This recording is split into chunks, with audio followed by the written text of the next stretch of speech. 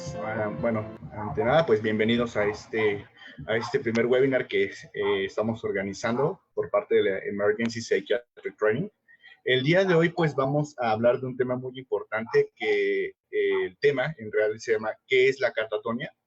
Y para esto vamos a contar con la presencia del doctor Gabriel Ahumada Curiel. El doctor Gabriel Ahumada Curiel, él es médico cirujano egresado de la Facultad de Medicina de la UNAM. Hizo la especialidad y la alta especialidad en neuropsiquiatría. Y pues bueno, para nosotros es un verdadero orgullo que esté con nosotros para presentar este tema. Y pues bueno, solamente la dinámica acerca de la videoconferencia se va a dar la videoconferencia y hasta el final se van a plantear las preguntas. De igual forma, si ustedes gustan dejar las preguntas al final en el chat, para que al final se puedan hacer lectura acerca de las preguntas que se estén suscitando a lo largo de la ponencia y para que el ponente pueda contestarles en cuanto a la resolución de dichas preguntas, ¿vale? Entonces, bueno, pues dejamos a manos del doctor Gabriel Ahumada Curiel, que ahora sí que, doctor, es todo suyo el webinar. Ay, me volví a dar. No, estoy... Muy buenas tardes a todos. Ya me hice un favor de presentar. Les platico un poquito. Vamos a ir de la mano con este tema, que seguramente ya han escuchado algo al respecto, que es un cuadro clínico bastante característico y bastante ligado como tal clásicamente a la psiquiatría, del cual ha habido pues muchas descripciones desde el siglo XIX, básicamente, que es cuando se empezaron a hacer. Ya compartí la pantalla, ¿cierto? ¿Ya todos le estamos viendo? Así es, sí, doctor. Perfecto. Entonces, pues vamos a hablar literalmente de qué es la catatonia. No sé si tengamos aquí pues personal médico, psiquiatras, psicólogos o de algunas otras áreas de la salud mental. Pero bueno, vamos, o la intención obviamente de la plática es que vayamos todos conociendo un poquito acerca de qué es este constructo y pues vamos a empezar, ¿vale? El flujo de la ponencia va a ser el siguiente. Vamos a hablar primero de las definiciones. Dentro de este rubro de la definición o del concepto de qué es la catatonia, tenemos evidentemente que tomar también en cuenta algunos antecedentes. Vamos a hablar de las implicaciones neuropsiquiátricas que tiene la definición de la catatonia y cómo ha evolucionado y de cómo se ha conceptualizado a lo largo de los años. Posteriormente hablaremos de las características clínicas, que creo que va a ser el punto más importante de esta plática, en la cual vamos a aprender de alguna forma a hacer una evaluación y a reconocer de una forma más adecuada este cuadro. Muchas veces lo que llega a pasar, y lo vamos igualmente a estar platicando, en ocasiones no se tiene datos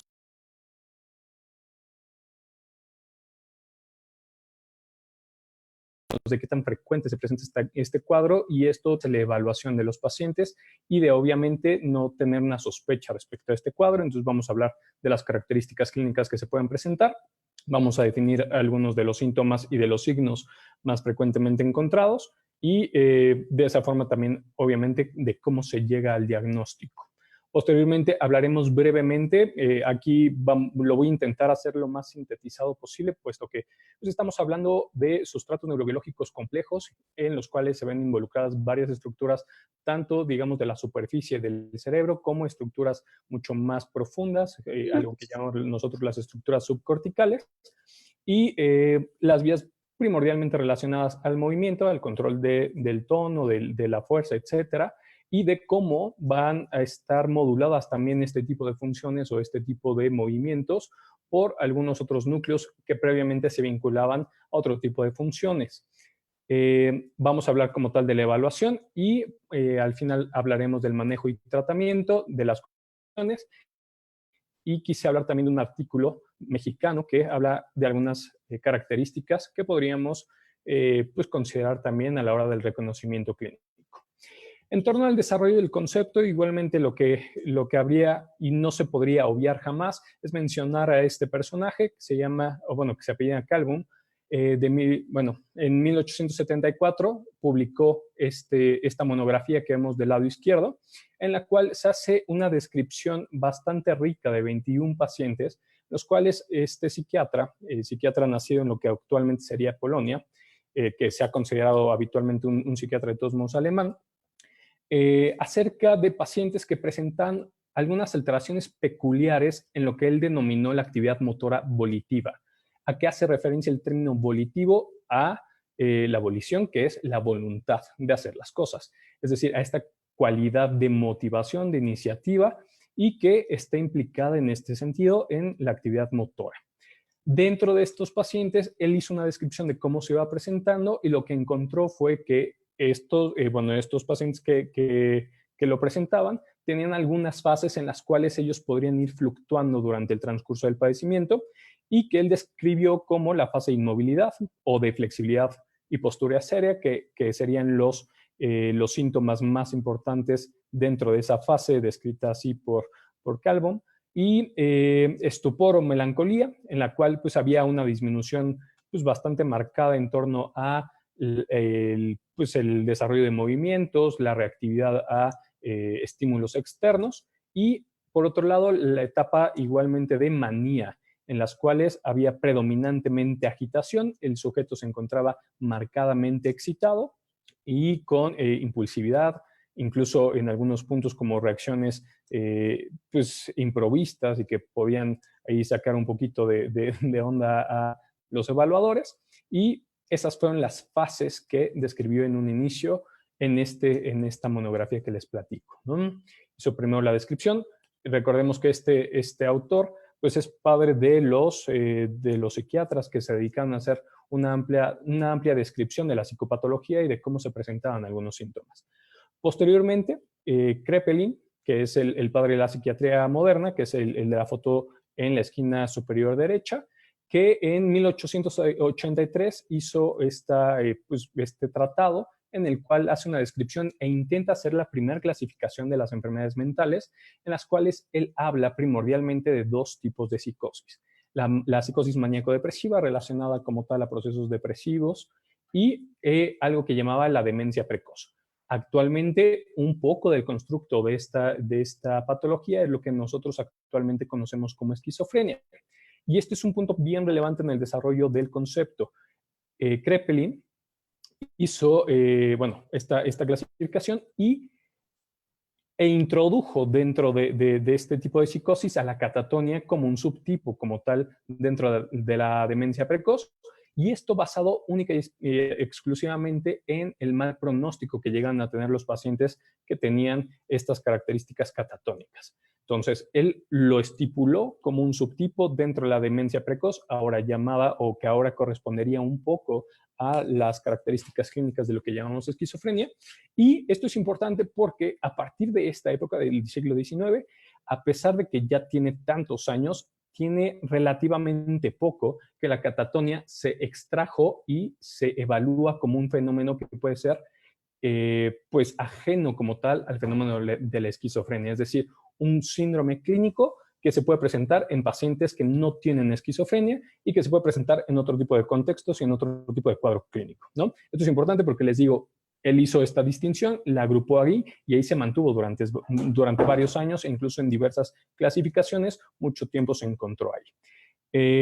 Posteriormente, Bleuler, que es igualmente uno de los psiquiatras, es un psiquiatra suizo, el cual igualmente estaba muy involucrado en la cuestión de la psicopatología y que introdujo también algunos conceptos del psicoanálisis a este tipo de padecimientos, generó como tal el término de esquizofrenia. Y nuevamente algo llamativo es que a pesar de que clínicamente y en la descripción encontraban pacientes que no cuadraban en este término de esquizofrenia y presentaban catatonia, aún así la catatonia entró como un subtipo de esquizofrenia y esta clasificación se mantuvo, les vuelvo a insistir, hasta años recientes en los cuales ya se hizo la separación y se reconoció la catatonia como un fenómeno clínico que muchas de las ocasiones ni siquiera tiene que ver con un trastorno psiquiátrico primario, ¿no?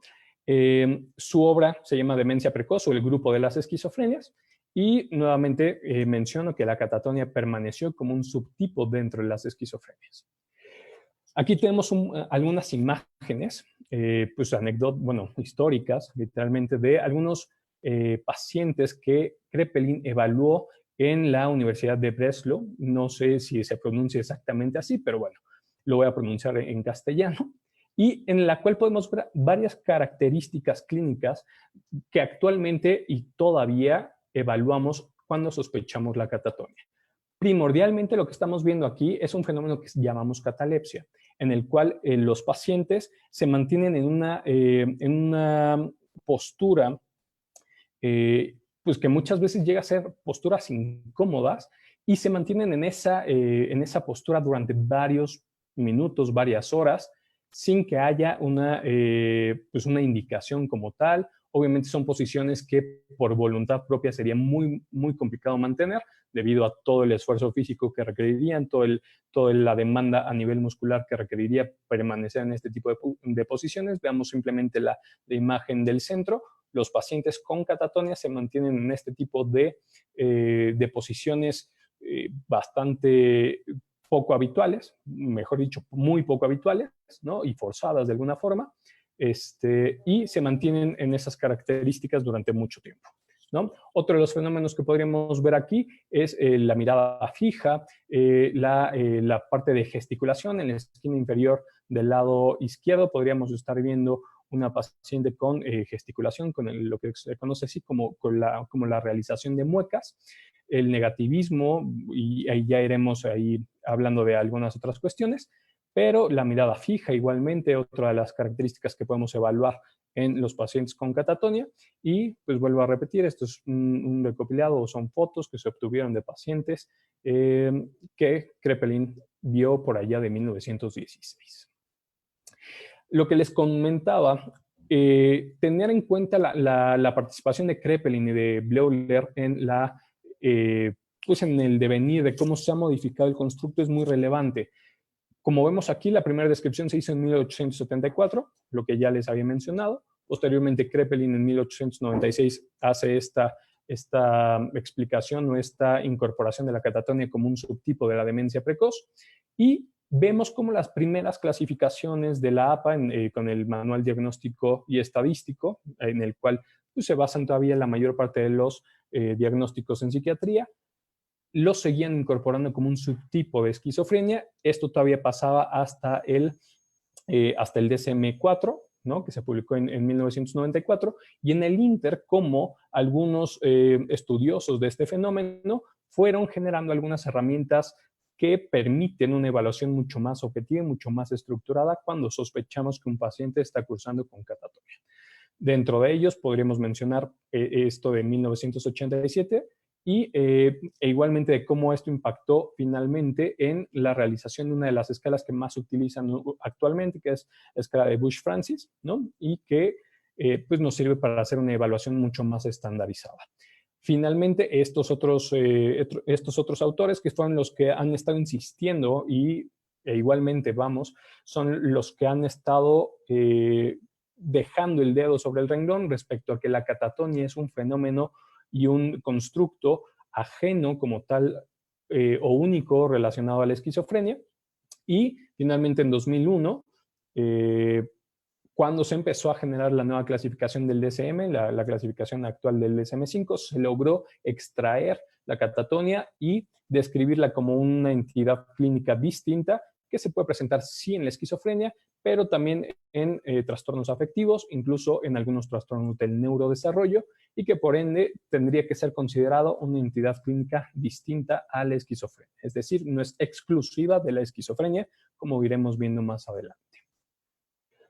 El concepto como tal, vámonos a las raíces etimológicas. Tenemos que la catatonia como tal, si lo buscamos en la Real Academia Española, nos habla de un síndrome esquizofrénico. Todavía si nos metemos a Google y buscamos definición por parte de la Real Academia Española de la catatonia, aquí todavía no se modifica y nos siguen hablando de que es un síndrome esquizofrénico, ¿no? Perteneciente a la esquizofrenia, pero vamos a ver que también incluyen dentro de la definición el hecho de que cursa con rigidez muscular, con estupor mental y algunas veces acompañado de gran excitación, ¿no?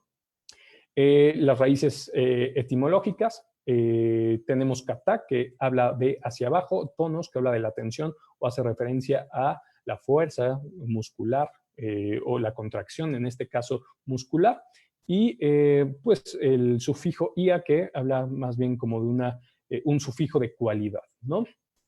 Si lo buscamos nuevamente, insisto en esta cuestión, en la Real Academia Española, esta sigue siendo la definición de la catatonia. Sin embargo, tendríamos que pensar, como les decía, y a raíz de todos estos estudios de Fink y colaboradores, en que la catatonia es un síndrome neuropsiquiátrico. Es decir, hay alteraciones en funcionamiento de vías que consideraríamos habitualmente neurológicas vinculadas al control del movimiento y alteraciones psiquiátricas relacionadas con las emociones, con la cognición y con la conducta, ¿no?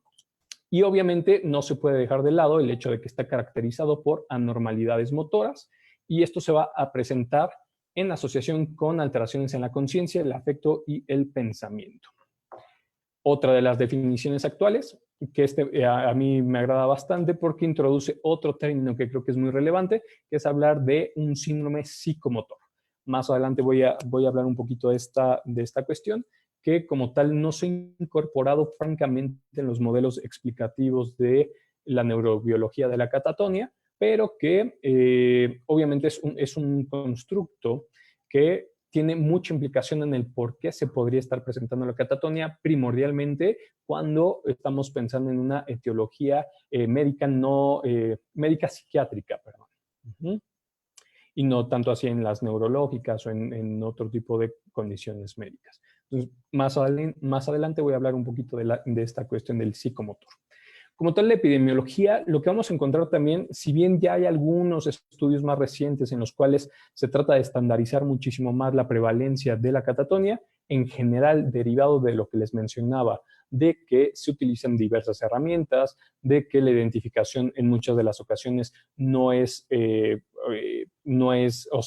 realiza, ¿no? Pues simplemente se desconoce en muchas de las ocasiones como tal este cuadro, y muchas veces se puede obviar el diagnóstico, se puede no consignar en todos los registros que se realizan, entonces se habla de que la prevalencia es variable.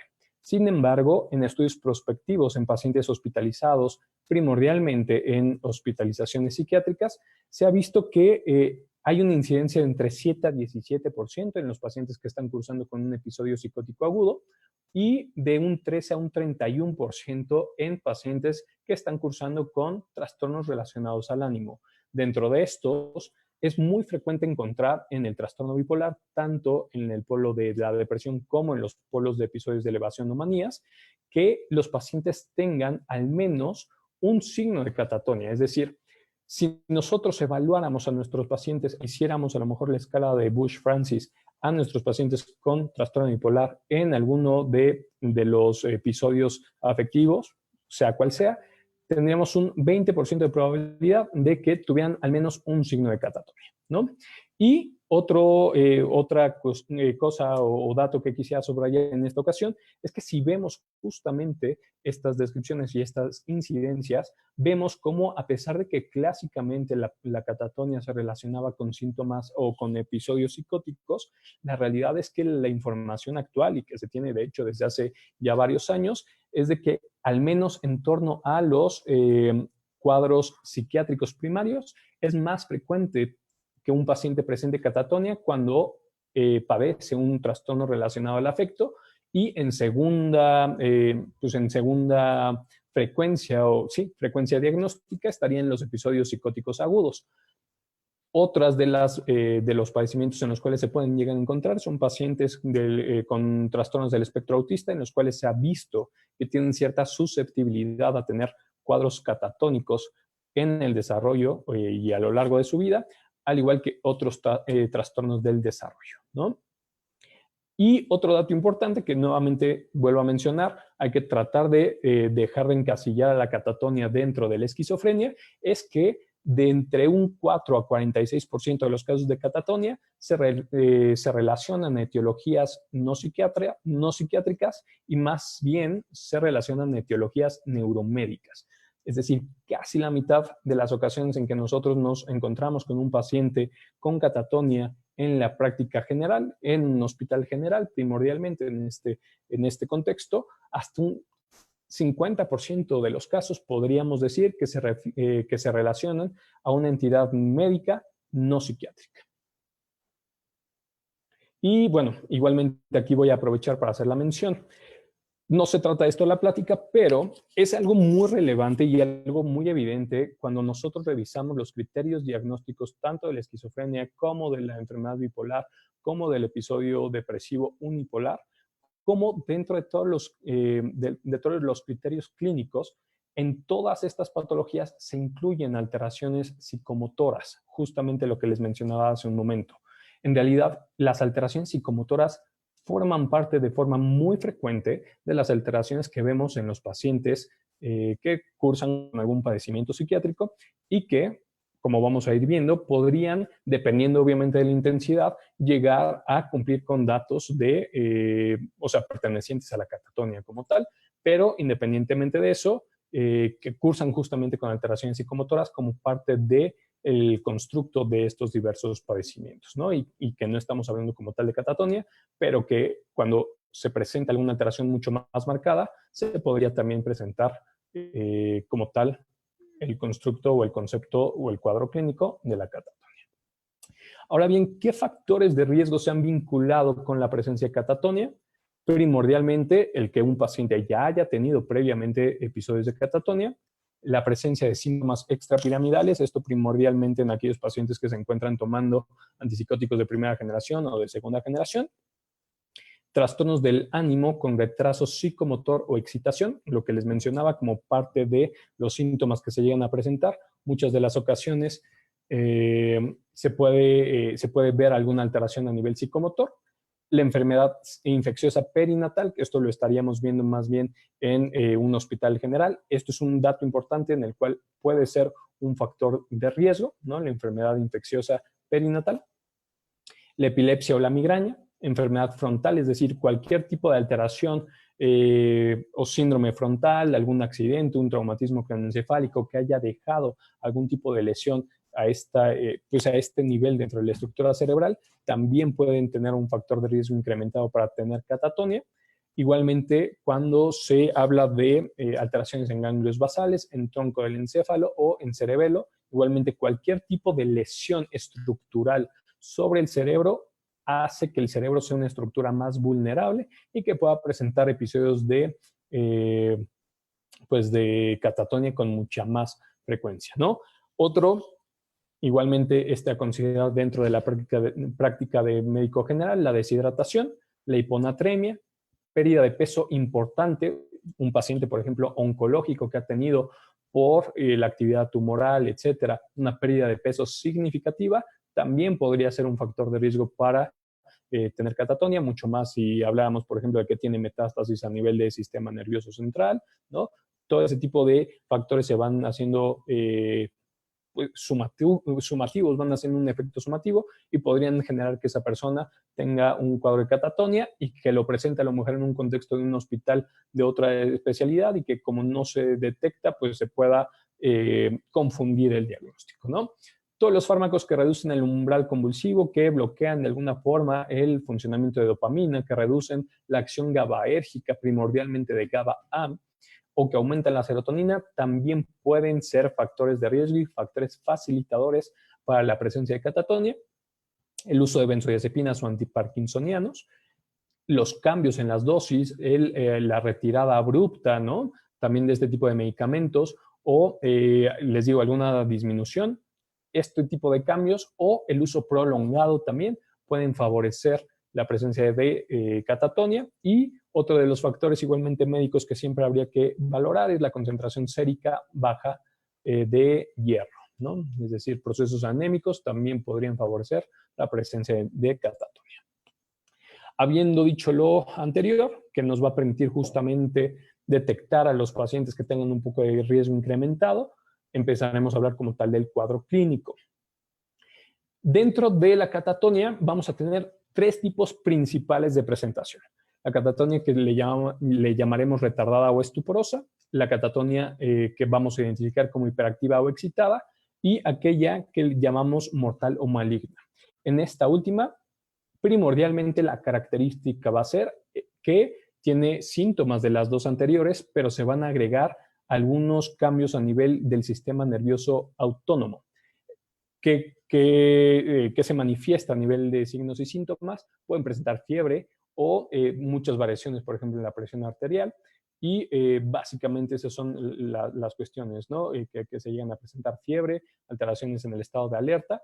Ahí estaríamos hablando como tal de una catatonia mortal o maligna, en la cual, pues, evidentemente, como su nombre lo dice, confiere un riesgo mayor de muerte y pues de una necesidad todavía más pronta, pues, para hacer una intervención. Vamos a tener, o se han descrito también otros dos tipos de presentaciones, en la cual hay una que se le llama de tipo periódico, que básicamente es un tipo de catatonia que se repite, tiene un inicio rápido, va a tener varios episodios y puede fluctuar. Y esto también es un punto importante que no mencioné en esta diapositiva. La presentación de la catatonia puede ir fluctuando de subtipo en el transcurrir y conforme también se vaya recibiendo tratamiento o se vaya haciendo las modificaciones pertinentes. No es que sea estático o que siempre vayamos a ver, por ejemplo, un paciente con catatonia de características retardadas o estupurosa, o que tengamos un paciente que únicamente se va a mostrar excitado. Habitualmente tienden a fluctuar y por eso es que también en un inicio de la descripción, por allá de 1874, se decía que eran como varias fases, ¿no? Retomando el punto de la periódica, habitualmente tiene una duración de 4 a 10 días los episodios de la catatonia. Es recurrente, y esto puede ser de semanas a años como tal, y este tipo de catatonia sí está relacionado como tal a un locus de riesgo a nivel de los cromosomas, que es en el cromosoma 15, en el brazo largo, en el locus 15. Y bueno, esto es un punto importante. Obviamente, pues aquí sí podría haber alguna situación genética que facilite la presencia de catatonia. Y el otro tipo de presentación que se le llama catatonia familiar, en la cual como característica llegan a tener una escasa respuesta a benzodiazepinas y a la terapia electroconvulsiva y que cursan frecuentemente con comorbilidad con el trastorno afectivo bipolar. Dentro del cuadro clínico, les quise poner esta tabla en la cual pues viene la definición y la descripción de cada uno de los síntomas, que son los síntomas que vamos a estar evaluando. Ahorita les voy a platicar cómo se va haciendo la evaluación, pero básicamente durante la exploración que hacemos del paciente, desde que entramos, lo observamos, posteriormente hacemos algún tipo de interacción, vamos a estar tratando de sacar todos estos síntomas durante la evaluación. Dentro de estos primeros, bueno, esto quiero igualmente hacerles mención que está sacado de justamente una de las herramientas que se utilizan para evaluación, diagnóstico y que nos permite también estadificar la gravedad de la catatonia, que es la escala de Bush-Francis. Y justamente para el diagnóstico quisiera hacer mención que la escala pide que por lo menos haya 2 de los primeros 14 signos y síntomas referidos en esta tabla. Otra de las herramientas que actualmente se utilizan y que, bueno, existen más herramientas, pero no quisiera que nos agobiemos con la cantidad de escalas que hay respecto a la evaluación de la catatonia, es obviamente el Manual Diagnóstico y Estadístico en su versión quinta, en la cual engloba, el DSM lo engloba solamente en 12 ítems, pero si lo traspolamos a la escala de Bush-Francis, serían o englobarían hasta el síntoma 14 igualmente, ¿no? Nada más que en el DSM juntan algunos de estos síntomas para que sea solamente un criterio, pero bueno. Dentro de los primeros 14 ítems vamos a tener la excitación, que hace referencia a una hiperactividad extrema con muchísima inquietud, que aparentemente no es intencionada. Y aquí un dato importante es que se debe descartar que se esté relacionando a acaticia, o que sea agitación dirigida a un objeto, es decir, un paciente que, por ejemplo, esté teniendo una agitación derivada de un episodio de manía y que esté con este grado de excitación, pero que tenga como objeto una actividad específica, es decir, estar pintando toda la casa, estar teniendo muchísimas clases, etc. Habría que descartar eso para decir si se debe a una excitación de tipo catatónico.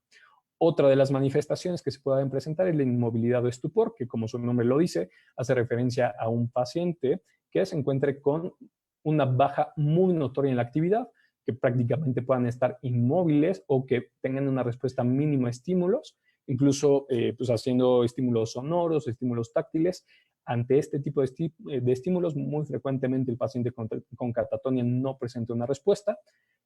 Como parte de esto también se podría presentar el mutismo, ¿no? Que habla evidentemente de una ausencia de respuesta verbal o con una respuesta mínima en monosílabos. La mirada fija, el mantenimiento de la postura o catalepsia que les decía hace un momento, que son mantenimiento o sí, mantener ciertas posturas habitualmente bastante bizarras, ¿no?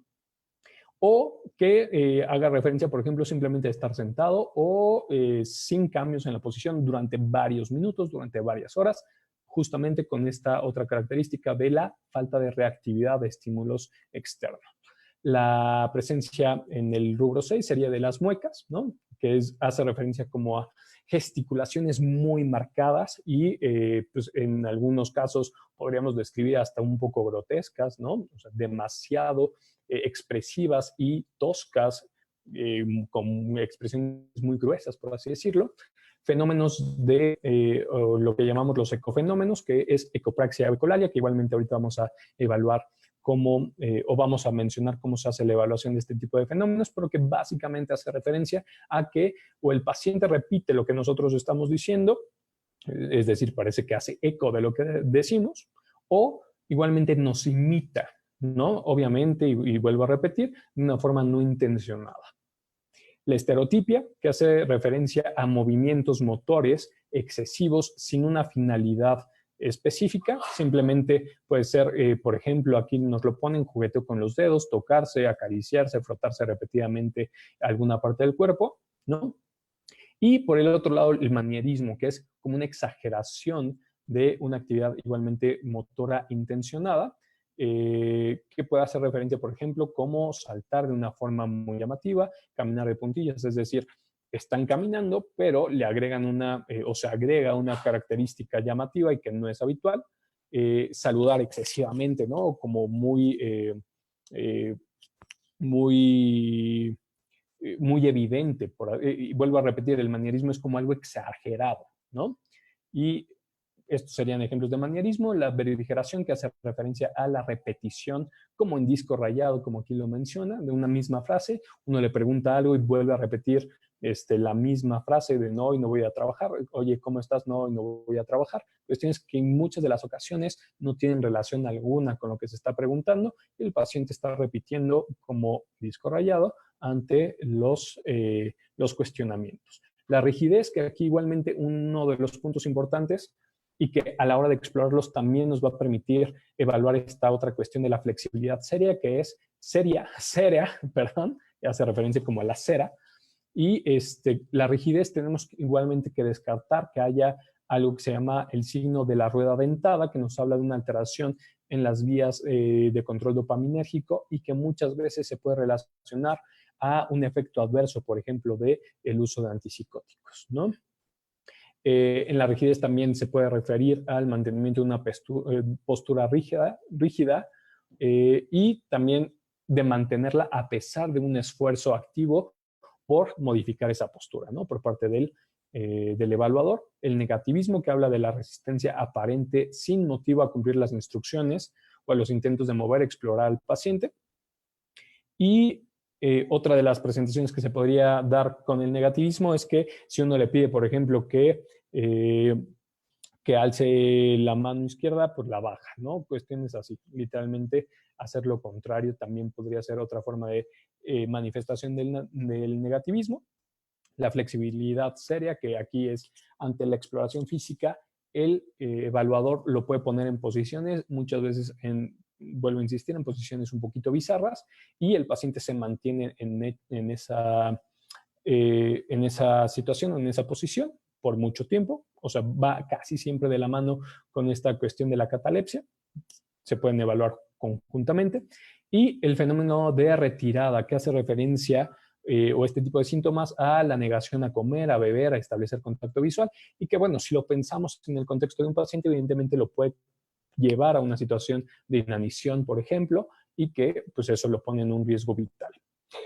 Otro de los síntomas, hasta aquí, hasta el 14, estamos hablando de los síntomas primordiales y que de hecho se corresponde con los síntomas que se presentan con mayor frecuencia y que, insisto, con esta evaluación se requiere que por lo menos haya 2 de estos síntomas para decir que tiene catatonia.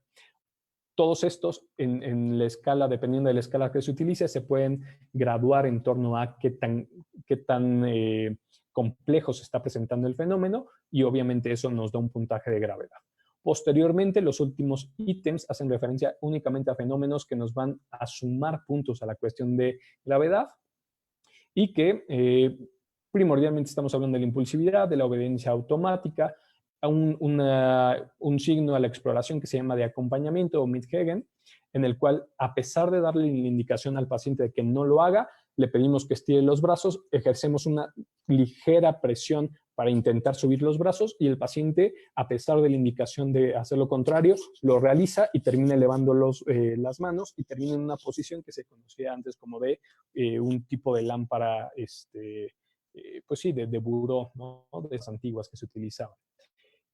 Otro fenómeno que es el Gegenhalten, en el cual el paciente tiene o presenta una resistencia al movimiento, que es una resistencia pasiva proporcional a la fuerza del estímulo. Algo que se llama ambitendencia, que es como una duda en relación a realizar un acto motor o no, y se queda, digamos, como en un movimiento que podría parecer un movimiento de tipo robótico, por ejemplo, ¿no? O sea, clínicamente pareciera que está como en esta, pues sí, ambivalencia de hago o no hago el acto motor. El reflejo de aprensión, que esto es un reflejo que se evalúa directamente por parte del médico y es parte de la exploración neurológica. La perseverancia, ¿no? Que igualmente vuelve a repetir el mismo tema o retoma el tema ya mencionado previamente. La combatividad y las anomalías autonómicas que les decía, estas últimas hacen referencia a un tipo de catatonia mortal o maligno y que habla de anomalías en la temperatura, en la presión arterial, en la frecuencia cardíaca, en la frecuencia respiratoria y que muchas veces se puede acompañar también de diaforesis. Todos esos, y este último rubro, obviamente, si se presenta, nos está hablando de un cuadro catatónico de mucha mayor gravedad e igualmente son síntomas que tenemos que estar evaluando de forma constante porque un paciente que a lo mejor está en estupor o que está con cierta agitación, si no hacemos y si no reconocemos el cuadro de forma temprana, podría pues terminar con alguno de estos síntomas. Otra forma en la cual nosotros vamos a estar al pendiente de estos síntomas o que vamos a estar evaluando en distintas fases de nuestro examen médico es esta tabla que se pone aquí, ¿no? Van a haber síntomas específicos en los cuales únicamente con la observación podemos determinar si, por ejemplo, la actividad psicomotora se encuentra incrementada, disminuida o anormal. Y ahí tenemos los ejemplos de los síntomas que hablan como tal de la actividad psicomotora y de pues la presentación que se daría, ¿no? Obviamente, si estamos hablando de síntomas de tipo aumentado en relación a la actividad psicomotora, estaríamos hablando de una catatonia de tipo excitada o hiperactiva.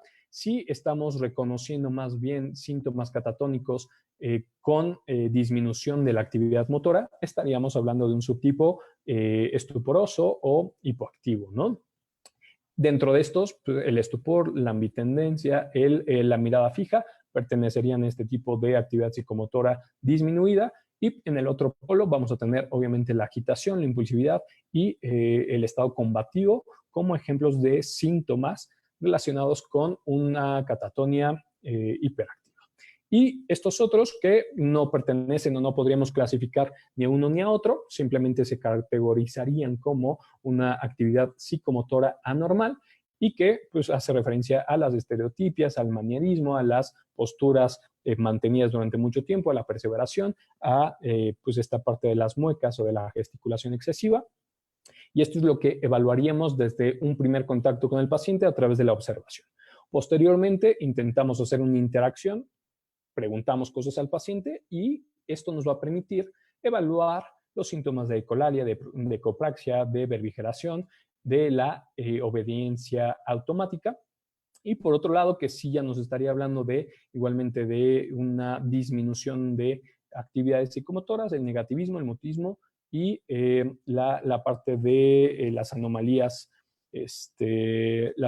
autonómicas, ¿no? Que las tenemos en el extremo inferior derecho, que eso obviamente es parte del examen físico y que se puede presentar tanto en una catatonia excitada o en una estuporosa, ¿no?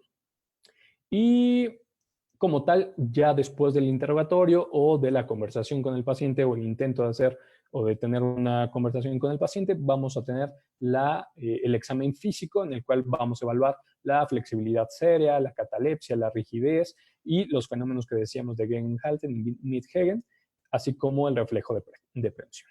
A lo largo de pues, cómo se estructura la evaluación clínica, vamos a ir descartando y evaluando la presencia de todos estos síntomas y con eso pues detectar si tenemos o no la presencia de catatonia.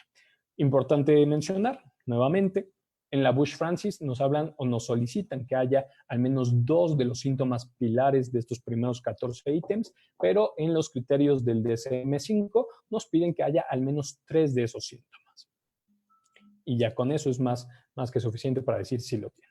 Otra forma de clasificar la presencia de los síntomas sería hablar de los síntomas motores puros, los síntomas volitivos o nuevamente de la intención, de la voluntad, la inhabilidad para reprimir actividades motoras complejas y por otro lado los síntomas autonómicos. Los motores puros serían los que vemos en las columnas correspondientes y esto ya no quiero ser repetitivo o pervigerante en esta cuestión o perseverante, esa sería otra forma de clasificar la presencia de estos síntomas. Ahora sí, una parte muy importante que es la cuestión de la evaluación. Ya quedamos que el primer acto que tenemos que hacer es observar a nuestro paciente, ¿no? Evaluar cómo se encuentra, evaluar en qué posición se encuentra, evaluar qué tan reactivo se encuentra. Evidentemente, si está en su habitación, entramos y no hay una volteada del paciente o que haya un contacto visual, eso ya per se nos está dando algunos datos y son datos que también tenemos que estar al pendiente, ¿no? De primera instancia y buscando esto primordialmente ecofenómenos, el examinador se refiere que se tiene que rascar de una forma muy intensa, ¿no? Y ver si esto es repetido por el paciente.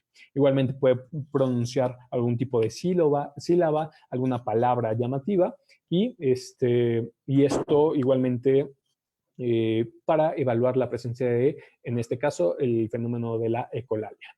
Posteriormente, ya que evaluamos todos estos síntomas que se pueden ver o evaluar a través de la observación, vamos a descartar y vamos ya a hacer una evaluación física en la cual tenemos que evaluar o descartar la presencia del fenómeno de rueda dentada, que primordialmente fijamos una articulación, habitualmente se realiza en el brazo, y vamos a realizar distintos movimientos de distinta amplitud, de distinta fuerza y de distinta rapidez, para evaluar, obviamente, que no haya un movimiento como un poco más lento, ¿no? O como en rueda dentada, como pausado, y que eso nos hable como tal de alteraciones o un probable efecto adverso derivado del uso de antipsicóticos. Igualmente para ver las cuestiones de inhibición, decirle al paciente que no me salude a pesar de que se le extiende la mano. La evaluación del Gegenhalten, por ejemplo, igual y del Mid-Hagen, ver si coopera o no con la evaluación.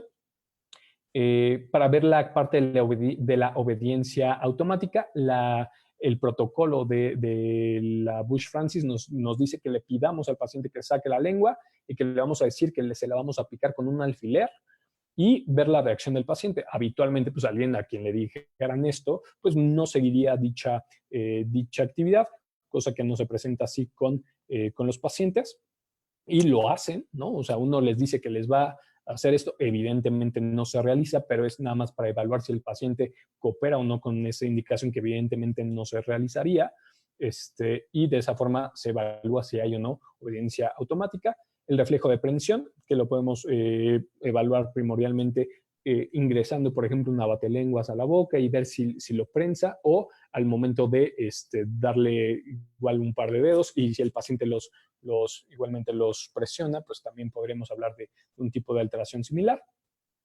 Y otro punto importante, evidentemente esto ya habremos hecho la exploración física, evaluar la presencia de catalepsia, la flexibilidad seria, etcétera.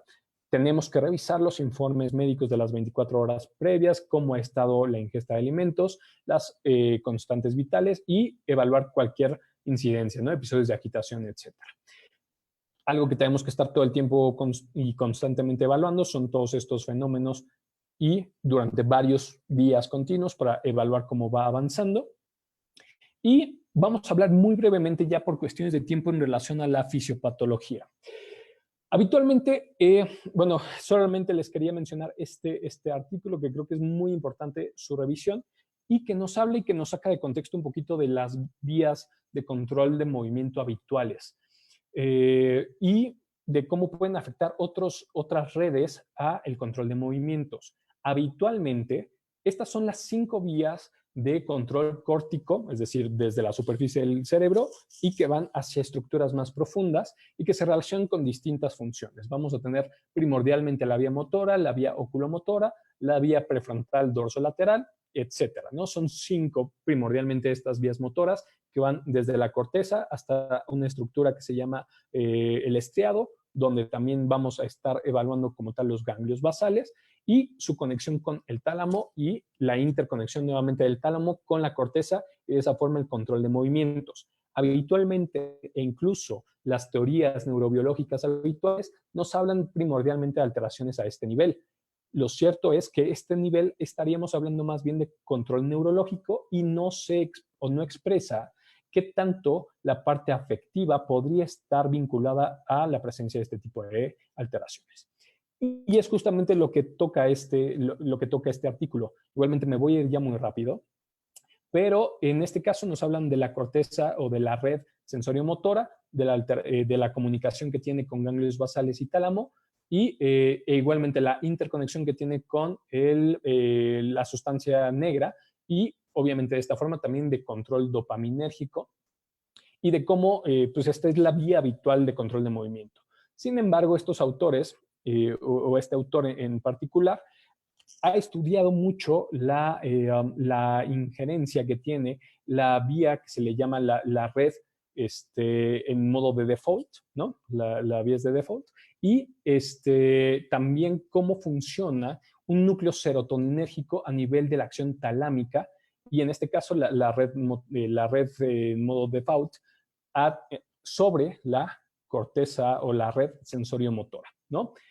Igualmente, a muy grosso modo, hace la explicación en este artículo de cómo el equilibrio que llegan a tener este tipo de estructuras y este tipo de núcleos y redes sobre las estructuras clásicamente motoras pueden modificar, aumentar o disminuir pues este balance psicomotor y de esta forma presentarse la agitación o el retraso psicomotor, ¿no?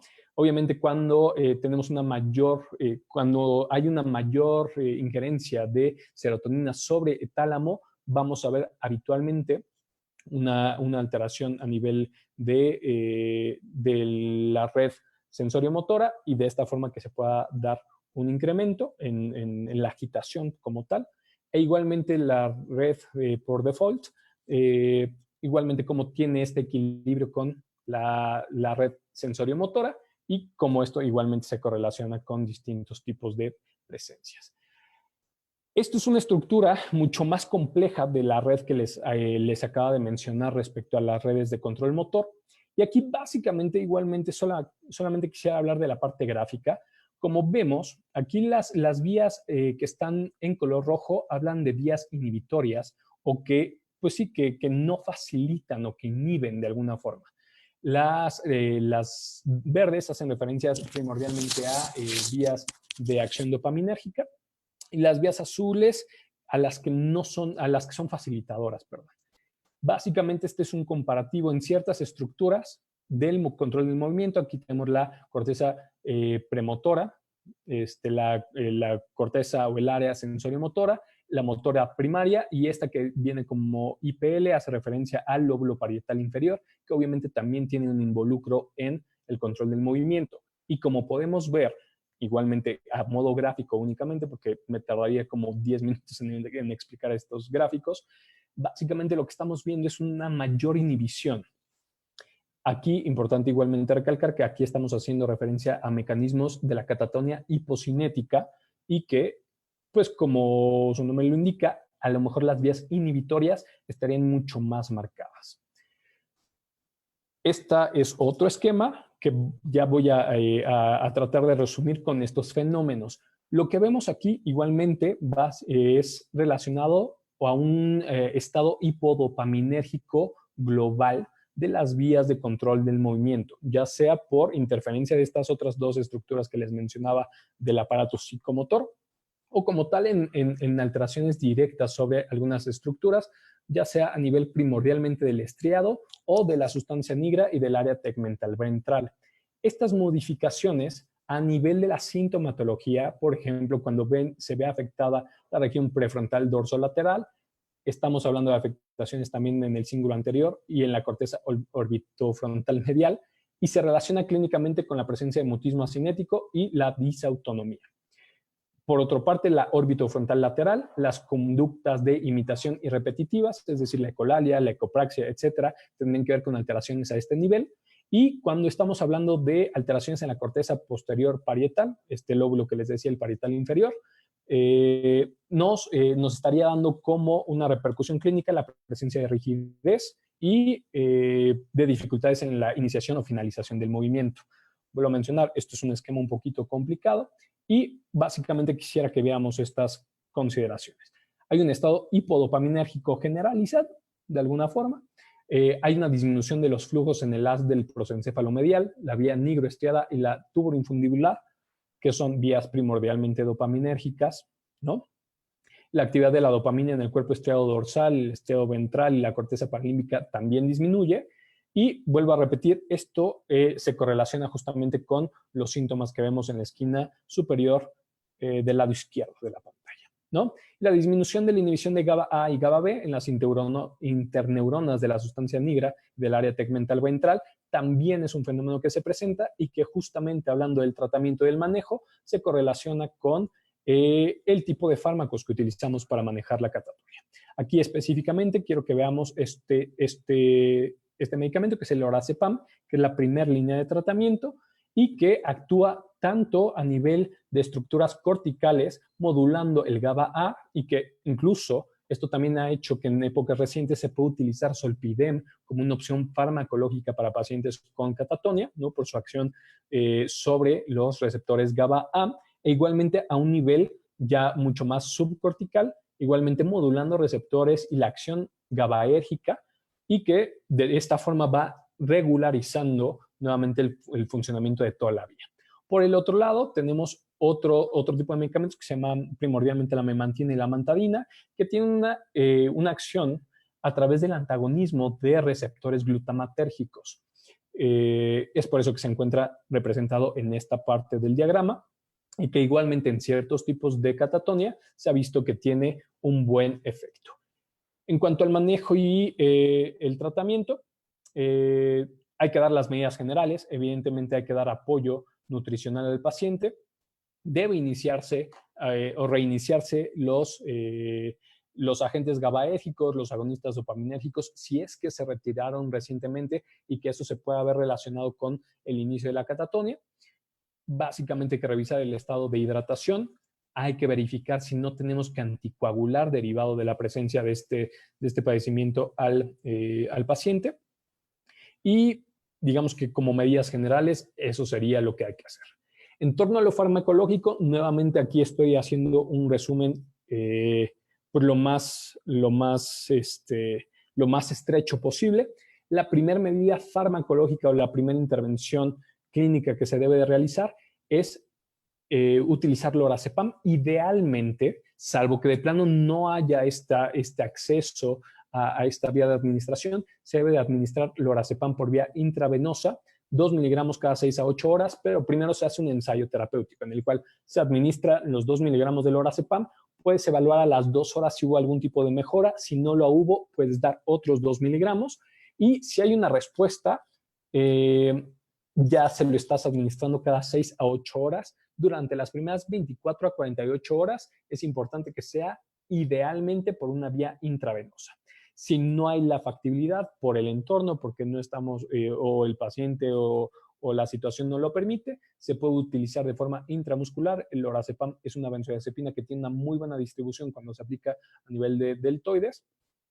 Y al menos hay que mantener, al menos, es decir, esto es la dosis mínima que habría que mantener al día, una dosis de alrededor de 6 a 8 miligramos al día. Si no se cuenta con lorazepam, les decía, se pueden, o hay ensayos recientes que indican que se puede utilizar el zolpidem, pero si no hay la opción de intravenosa o intramuscular, se puede utilizar el lorazepam sublingual, perdón por el dedazo, clonazepam y diazepam, sería otra de las opciones. En caso de que no haya una buena respuesta, y de hecho, durante esta primera administración se deben de empezar todos los protocolos y todas las evaluaciones necesarias para ver si el paciente es candidato en algún momento o no para recibir terapia electroconvulsiva, que es una excelente opción terapéutica para los pacientes que tienen catatonia y para los pacientes que tienen poca respuesta al lorazepam. Una vez que se pasa a este nivel, ¿no? Y si no hubo respuesta, se pueden utilizar algunos agentes como antagonistas glutamatérgicos, como puede ser la amantadina y la memantina. En México no hay más que opción, si no mal recuerdo, en vía oral, pero hay en algunos países la opción intravenosa de amantadina, memantina, que es nada más vía oral. Y en muy pocos casos, estos dos últimos renglones, si quiero aclarar, no es para todos los pacientes y es para catatonias muy específicas. El uso de anticonvulsivantes y de antipsicóticos atípicos. ¿Por qué menciono esto? Por la siguiente diapositiva. Muchas de las ocasiones, y vuelvo a repetir, salvo ocasiones muy específicas, el uso de antipsicóticos podría relacionarse con facilitar un mal progreso de la catatonia. Podría generar que la catatonia migre a una catatonia maligna o que se presente un síndrome neuroléptico maligno. Entonces, el uso de antipsicóticos, salvo excepciones que sí tendrían que estar muy claras por parte del médico psiquiatra en este caso, no se deben utilizar antipsicóticos, salvo casos muy específicos. En catatonia relacionada a trastornos psiquiátricos, 50% se resuelven sin complicaciones. Aquellos con inicio agudo o relacionado a trastornos afectivos son los que llegan a tener un mejor pronóstico. En las etiologías neuromédicas, así las voy a englobar, depende de la causa y su manejo específico. Aquí no sé por qué omití ponérselos, pero obviamente hay ciertos padecimientos como las encefalitis, como la presencia de tumores, como la presencia de infecciones a nivel del sistema nervioso central, que son las primeras causas que se tendrían que descartar durante la evaluación médica. Igualmente se ha relacionado mucho con enfermedades autoinmunes, artritis reumatoide, lupus, que son pacientes que también podrían tener derivado de mecanismos autoinmunes la presencia de catatonia. Y obviamente hay que hacer una evaluación y un descarte de este tipo de causas en estos pacientes y dar el tratamiento, y eso es lo que va a mejorar el pronóstico. Complicaciones en la no maligna, tenemos cuestiones como neumonía, deshidratación, tromboflebitis, embolia pulmonar, incontinencia urinaria o retención urinaria, y en la catatonia maligna, cuestiones como insuficiencia renal aguda, síndrome disneico del adulto, un paro cardíaco, la muerte como tal, y una serie de complicaciones que hay que estar muy al pendiente y por las cuales hay que hacer la intervención. Y por último, lo que les mencionaba, quería incluir este estudio realizado en el Instituto Nacional de Neurología por una neuropsiquiatra muy reconocida en dicha institución, la doctora Mariana Espínola, en el cual pues hizo una evaluación y un seguimiento de los pacientes con catatonia y trató de distinguir cuáles son las patologías neurológicas. Recordemos que el Instituto Nacional de Neurología es un centro de tercer nivel que obviamente filtra muchos padecimientos derivados de que no podría atender o no debe de atender cualquier tipo de situación neurológica. Entonces estamos hablando de pacientes con condiciones neurológicas bastante complicadas. Y en dicha institución también tienen un área de neuropsiquiatría como tal. Y se hizo, les digo, este seguimiento de pacientes con diagnóstico de catatonia, entre los cuales un número de 42 pacientes fueron relacionados primordialmente a una causa neurológica, y de esos pacientes 19 se relacionaron a alguna alteración psiquiátrica, dentro de las cuales lo primordial fue una discapacidad intelectual, la presencia también de trastorno depresivo mayor, trastorno afectivo bipolar, también igualmente esquizofrenia, y también se descartó o se describió la presencia relacionada con los medicamentos que estaban ingiriendo los pacientes. Dentro de las condiciones neurológicas tenemos obviamente la epilepsia, la encefalitis como una de las primordiales causas. Sabemos igualmente que el Instituto Nacional de Neurología es un centro de referencia para las encefalitis, ¿no? Anti-NMDA, ahorita que está como muy en boga ese padecimiento, es un centro de referencia y obviamente la mayor parte de sus diagnósticos tenían que ver con este tipo de padecimientos. Del lado derecho, en la tabla 2, tenemos la distribución de cómo, obviamente hicieron el desglose de todos los síntomas que les mencioné hace un momento y vieron qué tan frecuente eran dependiendo de la etiología de la catatonia, ¿no? Dividiéndolo en neurológico y psiquiátrico. Lo que encontraron en este estudio, y que solamente me estoy enfocando a las características clínicas de la catatonia, es que en general, para describir que alguien tiene catatonia, los síntomas que más frecuentemente se encontraban o que era más frecuente encontrar, el estupor, la inmovilidad, el mutismo, la mirada fija, la catalepsia, el negativismo y la retirada. Y este estudio les permitió hacer un discernimiento entre características clínicas que podrían presentarse en catatonia de tipo o de origen neurológico y aquellos de origen psiquiátrico. En torno a los neurológicos se habla más bien de excitabilidad, las gesticulaciones excesivas, los ecofenómenos, las estereotipias, berbigeraciones, rigidez, impulsividad, el reflejo de aprensión, la combatividad y alteraciones autonómicas. Y por el lado de los pacientes con etiología psiquiátrica, la obediencia automática y la ambitendencia, ¿no? Que les decía que es, por ejemplo, si le decimos a un paciente no me salude y le extendemos el brazo, el paciente duda si lo hace o no, constantemente. Y esto, pues sí es un parámetro que en población mexicana, adaptando y teniendo siempre en mente que estamos hablando de población de un tercer nivel de atención, son características que nos podrían orientar de primera instancia, a lo mejor, a sospechar un origen u otro. No es decir, no quiero decir con esto que sean características específicas, pero que sí podríamos encontrar con mayor frecuencia y eso es bien relevante que lo tengamos presente. Y pues ya para finalizar, que ya me pasé creo que considerablemente del tiempo, pues hablar obviamente que la catatonia a manera de conclusión es un síndrome psicomotor y que es una urgencia médica. No quisiera hablarlo como una urgencia psiquiátrica. Obviamente lo psiquiátrico es algo médico, pero es una condición que amerita una evaluación pronta, que amerita como tal la identificación y la evaluación adecuada de los síntomas y un tratamiento rápido. ¿Por qué? Porque es una emergencia médica que conlleva un riesgo para la vida del paciente, ¿no? Y que consta justamente de esta alteración pues bastante variada en la presentación de algunas cuestiones de voluntad, del movimiento, y que, pues, nuevamente repetir, a pesar de que clásicamente se circunscribía o se refería relacionada a la esquizofrenia, la realidad es que hasta en un 46% de las ocasiones la etiología es de otro tipo y dentro de las causantes psiquiátricas, la esquizofrenia o los trastornos psicóticos primarios serían una segunda causa, puesto que los trastornos afectivos suelen ser lo más frecuente. Esas serían las conclusiones más representativas y más relevantes, considero yo. No sé si haya dudas o comentarios. Sé que ya vamos un poquito sobre tiempo. Era mucha información como para hacerlo en 45 minutos, pero no sé si haya como tal dudas o comentarios. Y si no, pues con esto me despido. Espero que a pesar de la cantidad de información haya sido información clara.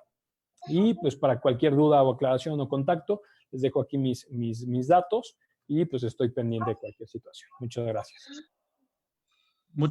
Gracias, doctor Ahumada. Bueno, tenemos espacio para 2 preguntas, ya que también si alguien quiere contactar al doctor, aquí están sus datos. Hay felicitaciones de Inge, de Laura. Muchas felicidades. Muy buena plática, doctor. Me gustó mucho, muy profesional y muy completa. Imposible de dar en 45 minutos, estoy de acuerdo, sí. pero en 1 hora sí se pudo. Muy bien. Espero que se me haya entendido. Ya estaba ahí con alteraciones en el lenguaje, también en mi influencia verbal. Excelente. Una disculpa, pero sí es mucho. Muy bien. Dice Carolina, ¿existen modelos animales para el estudio de la catatonia? Muy buena pregunta. Sí, de hecho sí. Como tal, no recuerdo ahorita exactamente si hay modelos de intervención, por ejemplo, pero sí justamente, y recordemos que todas las vías de control de movimiento primordialmente se han llegado a estudiar en modelos animales y con ratas, ¿no? Que pues, es el animal que más se utiliza para este tipo de investigación. Sí hay modelos animales. Actualmente, digo, más allá de hablar de los modelos animales, mucha de la información que les compartí el día de hoy tiene que ver afortunadamente con este progreso que ha habido en la forma de investigar la patología mental en la actualidad. Mucho de esta información tiene que ver con los hallazgos que se han visto, por ejemplo, en estudios de imagen funcional, en los cuales, por ejemplo, esta cuestión que les decía de las redes y de las vías involucradas en las alteraciones psicomotoras y de la evaluación de la red por default y del ejercicio pues el núcleo o de los núcleos serotoninérgicos se evalúan a través de imagen funcional. Se hace un estudio respecto a cómo está funcionando de forma basal y se hacen las comparaciones entre sujetos que no tienen catatonia y sujetos que sí tienen catatonia, y obviamente pues estamos hablando de pacientes directamente y que esto nos puede hablar más directamente de las alteraciones a nivel de un ser humano que se pueden presentar relacionadas a la catatonia. Entonces, sí hay modelos animales, pero la información que les compartí el día de hoy son más bien hallazgos recientes relacionados a estudios de neuroimagen funcional. Excelente, muy bien. A ver, perdón.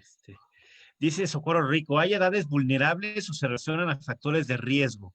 Que comentó. Primordialmente es a factores de riesgo.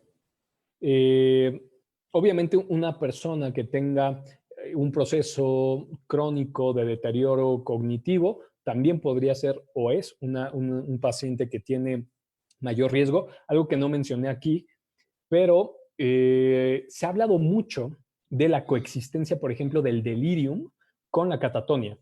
Se sabe que pueden coexistir en un mismo sujeto. En torno a esto, sabemos igualmente que las personas que son más vulnerables a un proceso de delirium son las personas adultas mayores con múltiples comorbilidades, con polifarmacia, etcétera.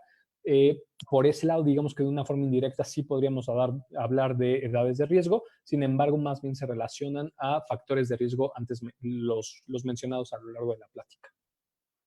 Excelente, muy bien. También nos pregunta, nos pregunta Nadia, me parece, sí, ¿a qué otros trastornos afectivos se encuentra relacionado además de los que ya se mencionaron? La catatonia. Es que primordialmente, recordemos a grosso modo, los dos trastornos afectivos más relevantes es el trastorno bipolar, que cursa tanto con episodios de manía como episodios depresivos, y la depresión unipolar. Serían las dos entidades a las cuales se ha relacionado más y que, como les mencionaba, incluso, y algo que es bien característico y relevante, es que dentro de los criterios diagnósticos de estos dos trastornos se habla mucho de alteraciones a nivel psicomotor, que cuando se sobreexpresan podríamos estar hablando ya de características catatónicas. Para esto, la realidad es que sí, por eso también les quise poner este artículo que les mencionaba de la parte psicomotora, porque ahí hablan justamente de la correlación que hay justamente entre esquizofrenia, trastorno afectivo bipolar y la depresión unipolar. Serían los primordiales, hablando de los afectivos sería el trastorno bipolar y la depresión mayor, y que, o sea, son estos dos porque debido a la gravedad de la sintomatología y de la intensidad de los síntomas, son los que más podrían llevar al desarrollo en algún punto de síntomas catatónicos. Excelente. Muy bien, bueno, pues ya con esto creo que si no hay más preguntas, hay que se comunicarán contigo. Muy buena ponencia y sobre todo nos da mucho gusto que con tu experiencia iniciemos este ciclo de webinars y pues serás nuestro psiquiatra referido cada vez que tengamos, no es neuropsiquiatra referido cada vez que tengamos alguna duda. Muchísimas gracias, es extraordinaria tu forma de exponer y me da mucho gusto que hayas podido participar un poco con nosotros.